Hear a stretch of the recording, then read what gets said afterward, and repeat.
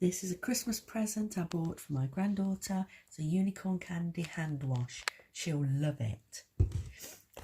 Lots of incidentals that you need in the household. Makeup, tan creams, everything like that. Scrub mitts, tan fab mitt thing for my daughter. And then we start with the Christmas presents. A lovely set for my daughter. It was a 3 for 2 for £6. That again, unicorn for my granddaughter.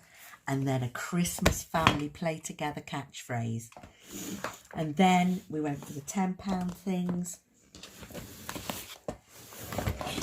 For my son-in-law, not saying he's dirty. For my daughter, £10 Sugar Crush tin. And then the next one for £10 is a His Lordship mug, again for my son-in-law.